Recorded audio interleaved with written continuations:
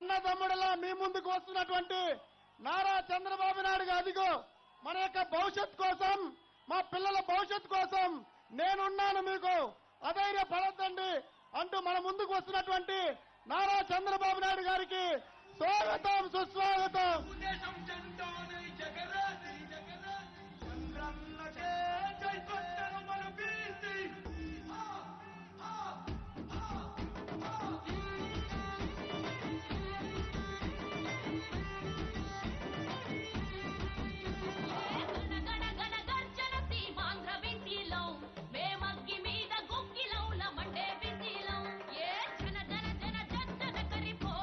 నారా చంద్రబాబు నాయకత్వం.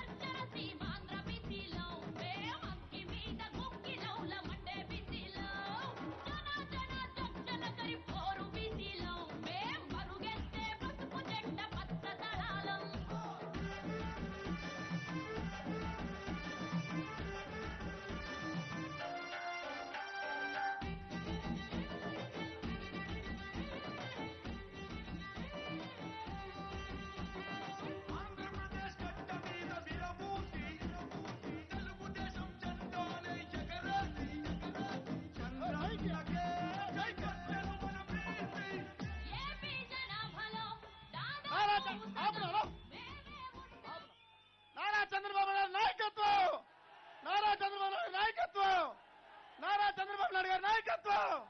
జై తెలుగుదేశం, జై తెలుగుదేశం. నారా చంద్రబాబు నాయుడు గారి నాయకత్వం, నారా చంద్రబాబు నాయుడు గారి నాయకత్వం.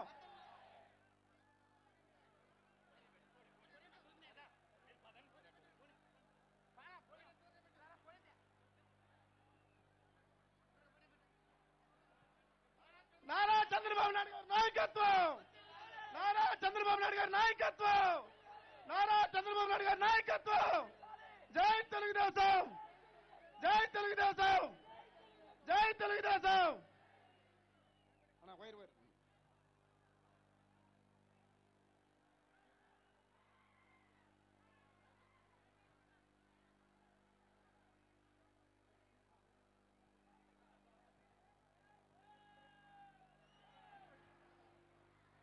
ఓకేనా?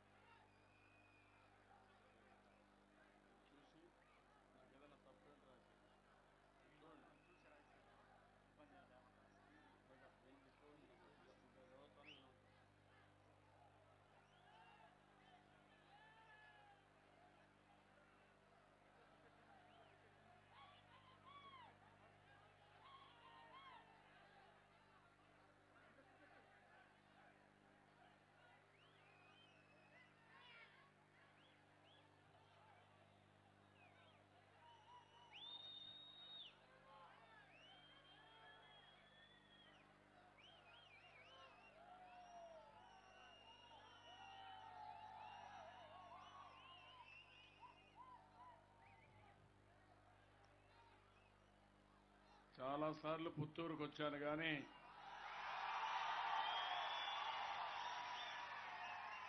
ఈసారి నాకే అర్థం కావడం లేదు. పుత్తూరు తిరగబడిందా, ఒక జన సముద్రంగా మారిందా? మీ ఉత్సాహం చూస్తా ఉంటే మా తమ్ముళ్ళు అట్లే లేచి ఆకాశంలోకి వెళ్ళిపోతున్నారు. మీ కేరింతలు, మీ ఉత్సాహాలు చూస్తా ఉంటే ఇవన్నీ తిరుపతి వరకు కనపడుస్తున్నాయి. రాష్ట్రం మొత్తం మార్మోగే పరిస్థితి వచ్చింది. ఇది చూసిన తర్వాత నాకు అనిపిస్తుంది, 5 సంవత్సరాలు నేను పడిన కష్టం పూర్తిగా మర్చిపోయి రాత్రికి ఆనందంగా నిద్రపోతాను తమ్ముళ్ళు. అది నాకు ఇచ్చే తృప్తి మేమంతా కలిసి. ఓసారి అనిపిస్తుంది కష్టం పడినప్పుడు, కష్టం పడుతున్నాం అనిపిస్తుంది. కానీ ఆ కష్టం మీకోసం పడినప్పుడు మీరు ఇంత అనుకూలంగా బ్రహ్మాండంగా ఎక్కడికి పోయినా కేరింతలు కొడుతూ ఎండలు కూడా లెక్క పెట్టుకోకుండా వస్తా ఉంటే నేను పడిన కష్టం చాలా తక్కువ, మీ తృప్తి చాలా ఎక్కువ అని చెప్పి కూడా నేను మీకు తెలియజేస్తున్నా. నేను ఒకటే మిమ్మల్ని అడుగుతున్నా, ఇక్కడ మన ఎమ్మెల్యే లేరు, అయినా కూడా నేను ఎవ్వరికీ మీకు అన్యాయం చేయకూడదని అన్ని పనులు చేశానా లేదా అని మిమ్మల్ని అడుగుతున్నా. మీరు ఆనందంగా ఉన్నారా లేదా అని మిమ్మల్ని అడుగుతున్నా. ఆనందంగా ఉన్నామంటే చేలుపైకి చెప్పండి ఆనందంగా ఉన్నామని. కొన్ని వేల చేతులు, కొన్ని వేల గొంతులు అవి చూసినప్పుడు ఎంత అనుభూతి తమ్ముళ్ళు. నేను 40 సంవత్సరాలు రాజకీయాల్లో ఉన్నా. పుత్తూరుకి కొన్ని 100 సార్లు వచ్చా, నగరికి కొన్ని 100 సార్లు వచ్చా.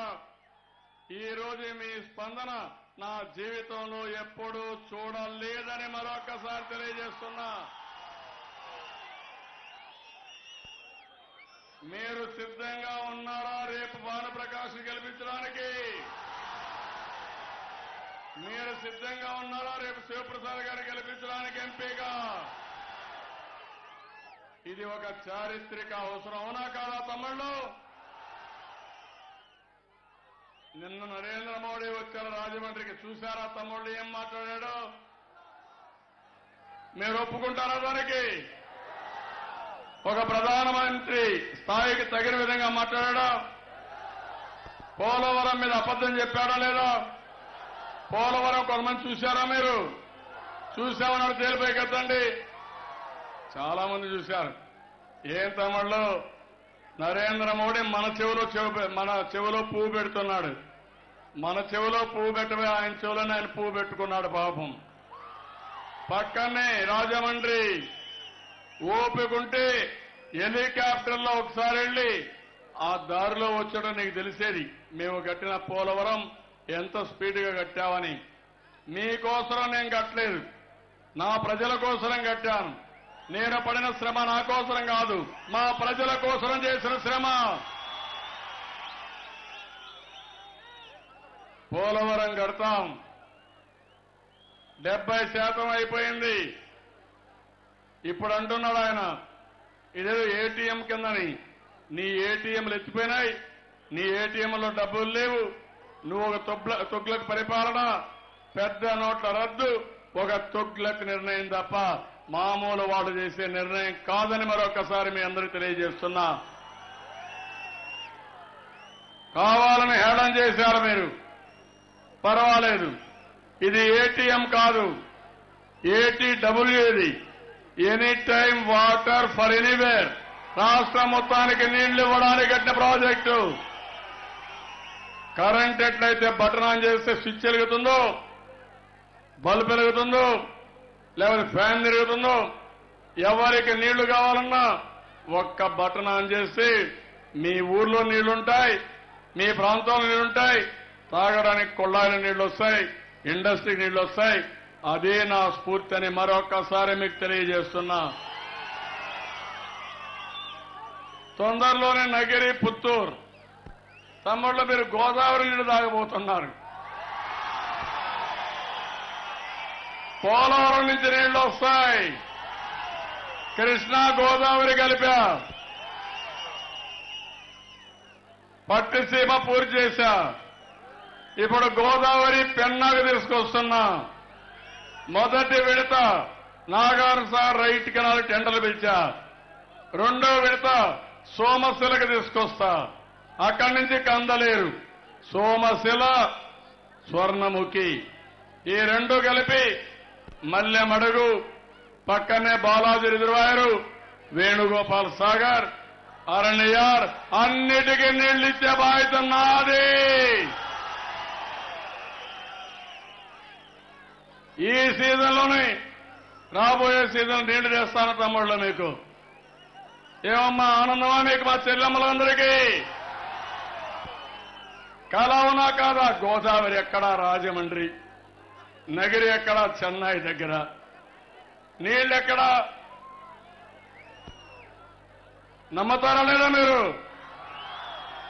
అది మన సత్తా, అది మన శక్తి. నరేంద్ర మోడీ గారు మీకు నర్మద కట్టడానికి 10 ఏళ్లు పట్టింది. నేను 5 సంవత్సరాల్లోనే పోలవరం పూర్తి చేసి జాతికి అంకితం చేస్తానని మరొకసారి హామీ ఇస్తున్నా. ఒక కాటన్, ఒకే బ్యారేజ్ ధవళేశ్వరం, ప్రకాశం, సంఘం కట్టాడు.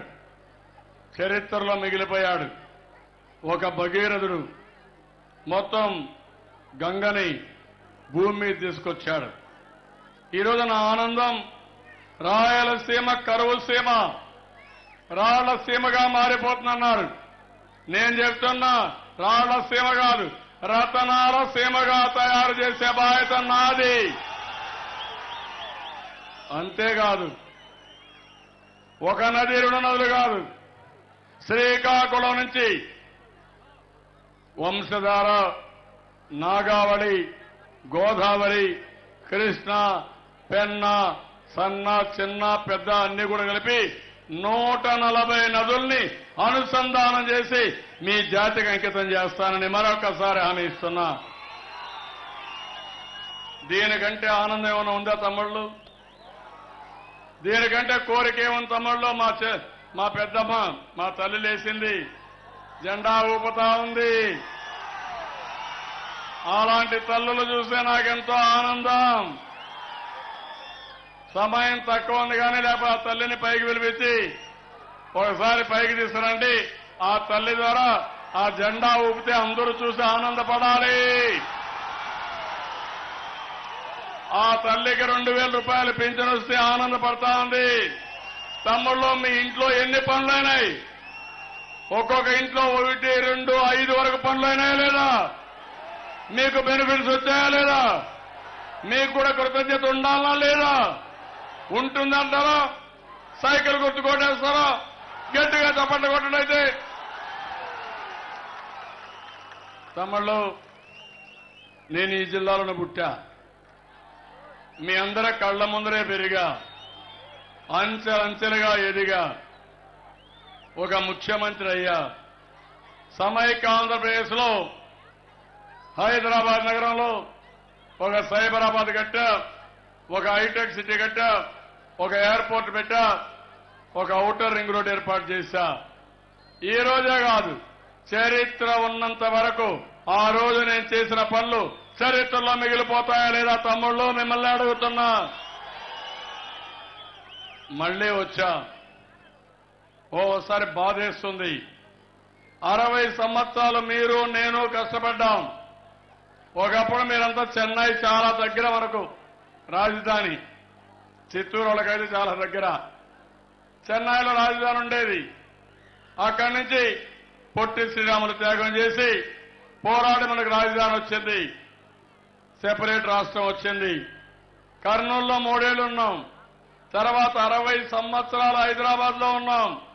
శ్రమపడ్డాం, కష్టపడ్డాం, సంపద సృష్టించాం, ఆదాయాన్ని పెంచాం. కడాన తమ్ముళ్ళు, ఇన్ని పనులు చేసిన తర్వాత నీకు ఇది చెందదు, నువ్వు బయట బొమ్మన అవమానంతో పంపిస్తే బాధ ఉండదా అని మిమ్మల్ని అడుగుతున్నా. మీ అందరికంటే నాకు ఎక్కువ బాధ అవునా కాదా? ఒక్క సైబరాబాద్ అభివృద్ధికి ప్రపంచమంతా తిరిగా, అడుగడుగునా కాలినడక నడిచా, ఫైల్ సంఖ్యలో పెట్టుకొని నడిచా, పనిచేశా, డెవలప్ చేశా. మళ్ళా అవమానంతో వెళ్ళగొట్టారు. నన్ను కూడా కాదు, మిమ్మల్ని. మన వాళ్ళందరినీ కుక్కలన్నారు, రాక్షసులన్నారు, ఇంకో పక్క పనికి మాలిన దద్దమ్మలన్నారు. మనమేదో కావాలని అక్కడే కూర్చున్నామన్నారు. అడుగడుగున అవమానం చేశారు, భరించాం. అయితే ఈరోజు మళ్ళీ ఇక్కడికి వచ్చి నేను ఒక్కడే ఆలోచించాను. ఎన్ని కష్టాలన్నా ఉండి మీ ఎవ్వరికి ఇబ్బంది కలిగిన పరిపాలన ఇవ్వాలని బస్సులో కూర్చొని మీకోసం ఆలోచించాను తమ్ముళ్ళు. ఆ విషయం మీరు గుర్తుపెట్టుకోవాలి. తొలి రోజుల్లో కూర్చోవడానికి నాకు కుర్చీ లేదు, ఎక్కడ కూర్చోవాలనో తెలియదు, ఏం చేయాలనో తెలియదు. దుర్మార్గమైన వ్యక్తి కేసీఆర్ అడుగడుగునా మన మీద అన్ని విధాల పెత్తనం చేయడం మొదలుపెట్టాడు. అప్పుడు నాకు అనిపించింది ఇది కరెక్ట్ కాదు. ఏదైనా సరే మన గడ్డ మీద నుంచే పరిపాలించాలని నేను అమరావతికి వచ్చి ఒక శపథం తీసుకుని అక్కడి నుంచి ప్రారంభించాను జీవితాన్ని. నాకెంత ఆనందం అంటే 40 సంవత్సరాల నా రాజకీయ జీవితంలో ఎప్పుడూ చేయలేనన్ని పనులు చేశాను తమ్ముళ్ళు. మీ ఆనందానికి కారణం అదే. నేను నా పాదయాత్రలో ఒక మాట చెప్పాను. ముసలివాళ్ళని చూశాను, బాధపడ్డాను, అర్థం చేసుకున్నాను. అందుకే కొన్ని దిక్కలైతే గుడిసెల్లోకి వెళ్ళాను. జీవోత్సవంలాగా ఉండే ముసలివాళ్ళని చూశాను.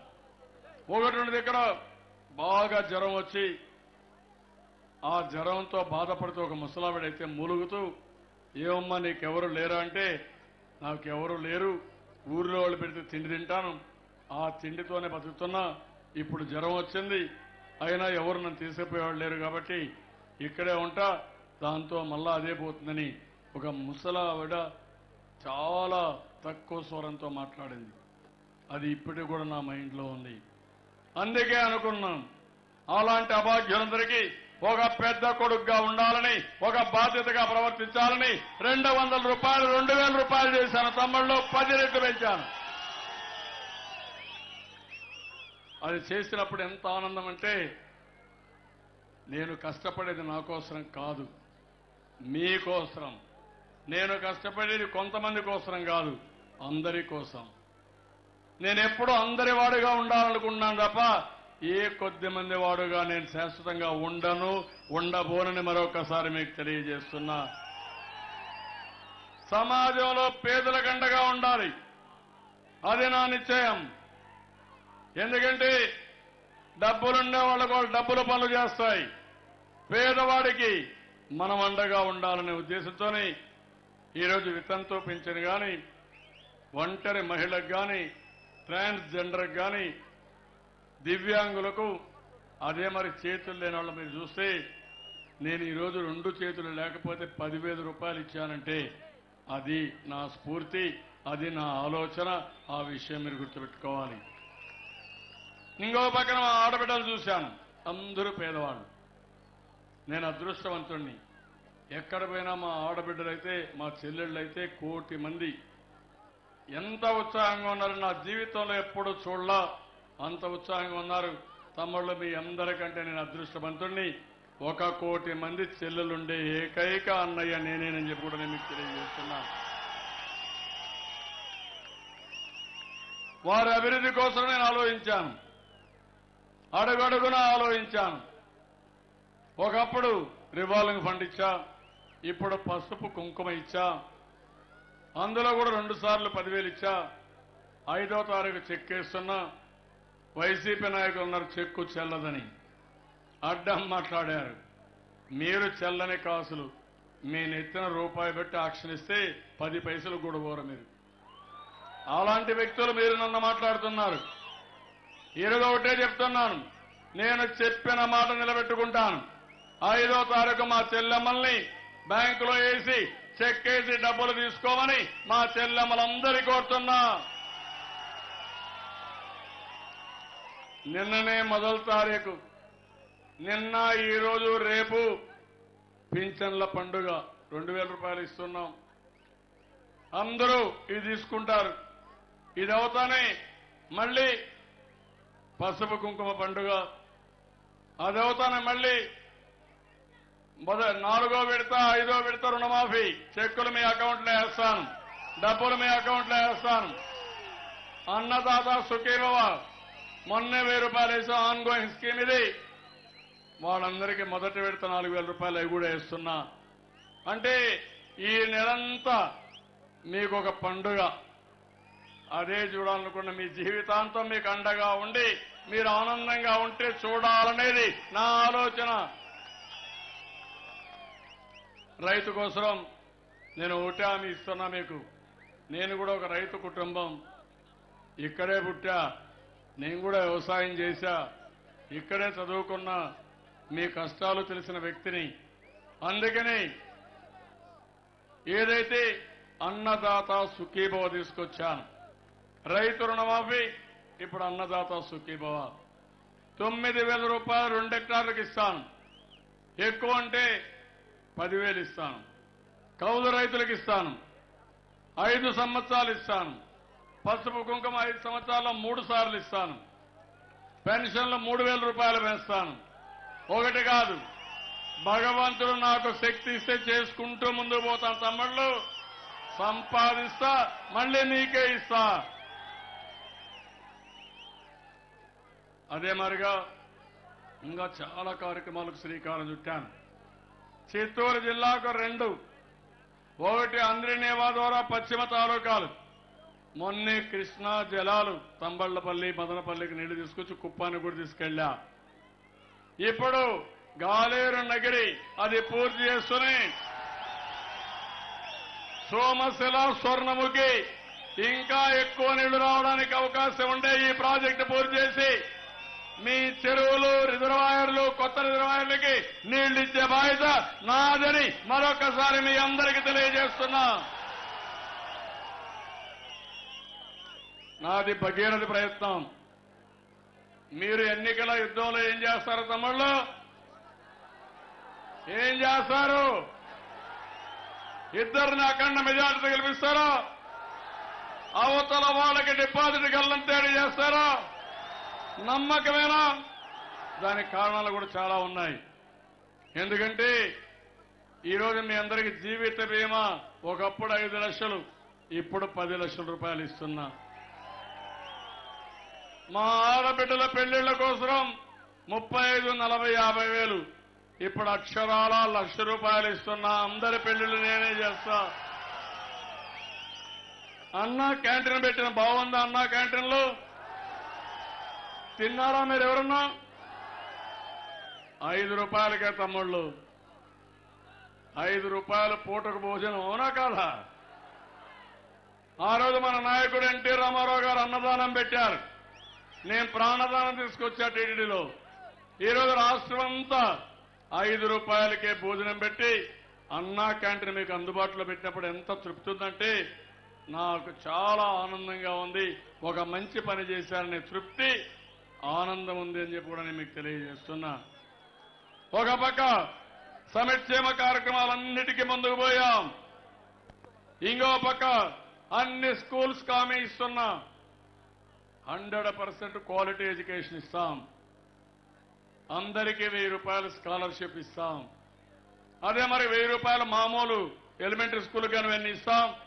దానిపైన హై స్కూల్గా ఇచ్చి ఎస్సీ, ఎస్టీ, బీసీ ఉన్నత విద్యకి ఎంతైతే అంత డబ్బులు ఈ ప్రభుత్వమే పే చేస్తుంది. 1 పైసా మీరు పెట్టుకునే పని లేదు.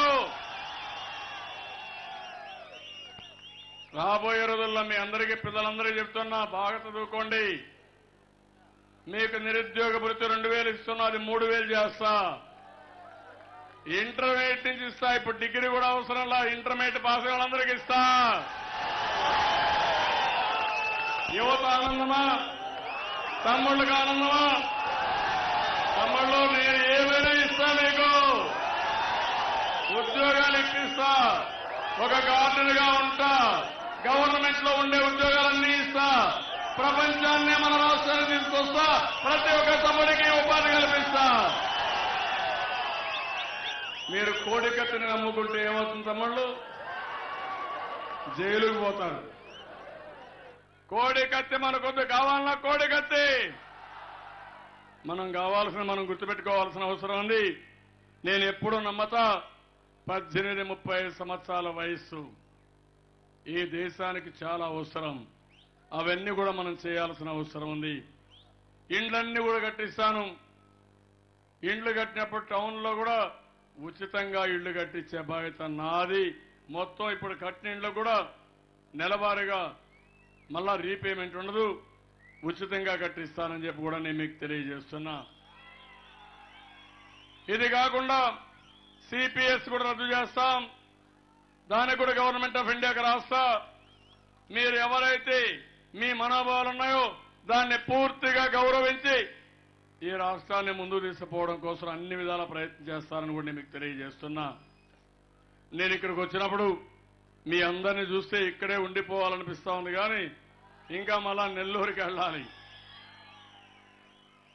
ఈరోజు మేము ఇక్కడ చూసినప్పుడు నగరి, పుత్తూరు ప్రాంతంలో ఉన్న చేనేత వర్గాల కోసం మనం కరెంట్ అయితే 50% రాయితీతో ఇచ్చాం. ఇది కాకుండా 2005-16 వరకు వీవర్స్ చెల్లించవలసిన ఇంటి పన్ను మొత్తం 5 కోట్లుంటే పూర్తిగా రద్దు చేశాను. ముద్దు కృష్ణాన్ని మనం గుర్తుపెట్టుకోవాలి. నన్ను ఎప్పుడూ వదిలిపెట్టేవాడు కాదు, నా వెనకాన పడేవాడు. ఎట్టి పరిస్థితుల్లో చేయాలని చేయించిన వ్యక్తి ముద్దు కృష్ణనాయుడు గారు. ఆయన మన దగ్గర లేరు, కానీ ఆయన స్ఫూర్తి మన దగ్గర ఉందని మరొక్కసారి మీకు తెలియజేస్తున్నా. అదే మరిగా అఫ్లూయెంట్ ప్లాంట్ కూడా, ట్రీట్మెంట్ ప్లాంట్ కూడా ఈరోజు మనం ఏర్పాటు చేస్తున్నాం. ఇంకా కొంచెం పొల్యూషన్ ఉంటే అవన్నీ కంట్రోల్ చేస్తాం. ఏఐబీబీ కింద పట్టణానికి పుత్తూరుకి 135 కోట్లతో 73 కిలోమీటర్ల నుంచి నీళ్లు కూడా తీసుకొస్తున్నాం. తెలుగు గంగ నుంచి ఆ నీళ్లు కూడా ఇస్తాం. ఇది కాకుండా ఈరోజు మీరు చూస్తే రైతులకు 64 కోట్లు రుణమాఫీ చేశాం. అన్నదాత సుఖీభావ కింద 22,000 మందికి ఇస్తున్నాం. పసుపు కుంకుమ 49,000 మందికి ఇచ్చాం. యువ నేస్తం దగ్గర 3,000 మందికి ఇచ్చాం. చంద్రన్న బీమా అందరికీ వర్తింపజేస్తున్నాం. 32,000 మందికి ఎన్టీఆర్ భరోసా కింద పెన్షన్లు ఇచ్చాం. నేను హామీ ఇస్తున్నా మీ అందరికీ, గాలేరు నగరి, సోమశిల స్వర్ణముఖి పూర్తి చేసి Venugopal Sagar, Puttur summer storage tank కి, వేపగుంట రిజర్వాయర్ కి, నగిరి పట్టణానికి, అరణ్యార్ ప్రాజెక్టుకి నీళ్లు ఇచ్చే బాధ్యత నాదని మరొకసారి మీ అందరికీ హామీ ఇస్తున్నా. నగరి కోసల నగరంలో కేటాయించిన 1440 ఎకరాలు, దీన్ని పరిశ్రమలు ఏర్పాటు చేసి ఉద్యోగాలు ఇప్పిస్తాను. మంగళ గ్రామంలో కేటాయించిన 64 ఎకరాల్లో, కేవీఆర్పురం గ్రామంలో కేటాయించిన 90 ఎకరాల్లో టెక్స్టైల్ పార్కులు ఏర్పాటు చేస్తాం. వ్యూవర్స్ కు ఇది పెద్ద ఉపయోగపడుతుంది. క్షత్రియుల కోసం మొన్నే 50 కోట్ల రూపాయలు నిధి పెట్టాను. అగ్రవర్ణాలకు ఇది ఇచ్చాం. వాళ్ళని పూర్తిగా ఆదుకునే బాధ్యత నాదని మరొకసారి మీ అందరికీ తెలియజేస్తున్నా. నగిరి, పుత్తూరు, తిరుపతి ఇవన్నీ ఒక మెగా సిటీ కింద వస్తాయి. కాబట్టి మీకు ఇదే అవసరం. ఇక్కడి నుంచి చూస్తే ఈ ప్రాంతం అంతా అభివృద్ధి అవుతుంది. దీన్ని అర్బన్ డెవలప్మెంట్ లో పెట్టి, డబ్బులు పెట్టి, one of the most developed ఏరియాగా, ఒక స్మార్ట్ ప్లేస్ గా తయారు చేసే బాధ్యత నాదని మరొక్కసారి మీ అందరికీ తెలియజేస్తున్నా. ఈరోజు ఇంకో పక్కన శ్రీ సిటీ, నగిరి, గంగానల్లూరు, చిత్తూరు, తిరుపతి, కాళ సత్తివేడు వీటన్నిటి శ్రీ సిటీ ఇంటర్ సిటీ రైలు నడిపే విధంగా ఒక మాస్ ట్రాన్స్పోర్ట్ కూడా నేను వర్కౌట్ చేస్తాను. అప్పుడేంటంటే చంద్రగిరి నుంచి ఈ ఏరియా అంతా కూడా అప్ టు మనం చూస్తే కృష్ణపట్నం వరకు బ్రహ్మాండంగా అభివృద్ధి అయ్యే పరిస్థితి వస్తుంది. ఇది కూడా చేస్తానని చెప్పి నేను మీకు తెలియజేస్తున్నా. ఇక్కడికి వచ్చినప్పుడు నేను ఒకటే మీ అందరూ తెలియజేస్తున్నా, భానుప్రకాష్ గారి గురించి నేను ఆలోచించినప్పుడు మీ అందరికీ ఆమోదయోగ్యంగా ఉండాలని ఒక 6-7 సార్లు నేను ఐవీఆర్ఎస్ కూడా అడిగాను. ఇక్కడ అశోక్ కూడా నాకు చిన్నప్పటి నుంచి బాగా పరిచయం, నా దగ్గర ఉన్నాడు, అన్ని విధాలు ఆదుకున్నాడు. ఆయన విషయం కూడా ఆలోచించాను. అదే మరిగా రాజా అయితే ఒకప్పుడైతే నేనే వచ్చి నువ్వు ఎమ్మెల్యేగా ఉండవా అంటే అప్పుడు రాలేకపోయాడు. ఇప్పుడు నేను కూడా ఉంటానన్నప్పుడు కూడా కానీ ముద్దు కృష్ణనాయుడు గారు చేసిన సేవలు దృష్టిలో పెట్టుకొని భానుప్రకాష్ గారికి ఈరోజు మనం ఇచ్చాం. ఇంకా ఒకరిద్దరు మన వాళ్ళు కూడా ఉన్నారు. రమేష్ ప్రసాద్ ఉన్నాడు, రాధాకృష్ణ, ఇంకా మిగిలిన మిత్రులందరూ కూడా ఉన్నారు. నేను ఒకటే మీ అందరికీ హామీ ఇస్తున్నా. నేను ఒక నిర్ణయం చేశాను. ఈ నిర్ణయం మీ అందరిని అడిగి చేశాను. ఆ నిర్ణయం చేసిన తర్వాత దీన్ని మీరందరూ ముందుకు తీసుకుపోయి, ఇక్కడ ఎమ్మెల్యే ఉంది, ఏం తమ్ముళ్ళు మీకేమైనా అందుబాటులో ఉన్నారా? ఏమన్నా ఈ నియోజకవర్గానికి చేశారా? ఎప్పుడన్నా ఈ పని కావాలని అడిగారా? అలాంటి ఎమ్మెల్యే మనకు అవసరమా? హైదరాబాద్ లో టీవీ షోలు తప్ప మనకేం ఉపయోగపడ్డారు తమ్ముళ్ళు అని మిమ్మల్ని అడుగుతున్నా. ఈ నియోజకవర్గాన్ని అభివృద్ధి చేసే బాధ్యత నాది. నోరు బారేసుకోవడం తెలుసు ఆ ఎమ్మెల్యే గారికి. నోటి దురుసు తప్ప ఒక పద్ధతి లేకుండా ఇష్టానుసారంగా మాట్లాడినా నేను ఎప్పుడూ పట్టించుకోలేదు. వీళ్ళ నాయకుడు అంతే, వీళ్ళు అంతే. ఆ నాయకుడు నన్ను 420 అంటాడా? నన్ను చెప్తూ కొడతానంటాడా?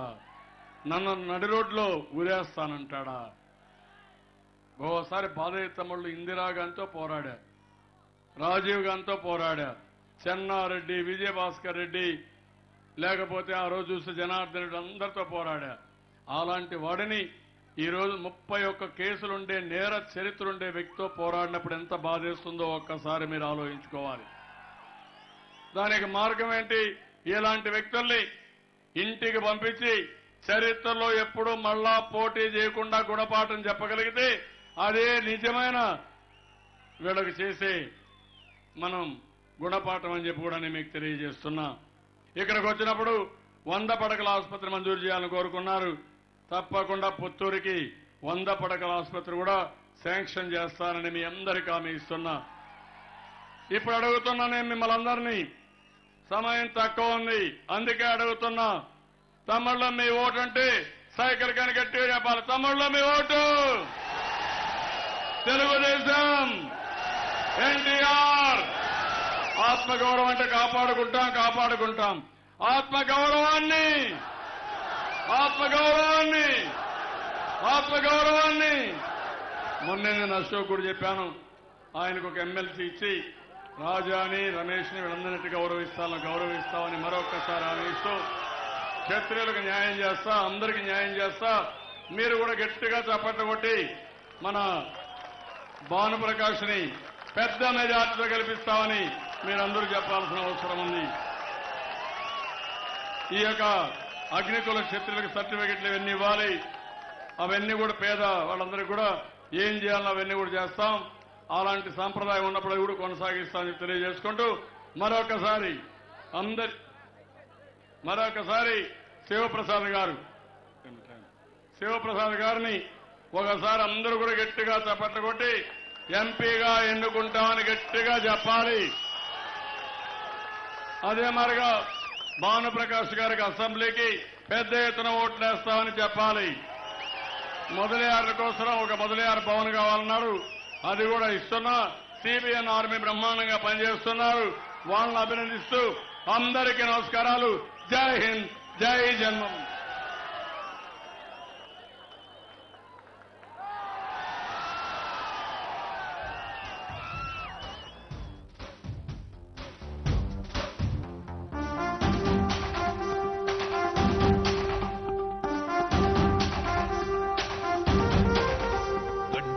ఎక్కించే నాయకుడిప్పుడు ఒకడే ఒకడే ఒకడే, జాతికి ప్రగతిని తెచ్చే పాలకుడిప్పుడు అతడే అతడే అతడే.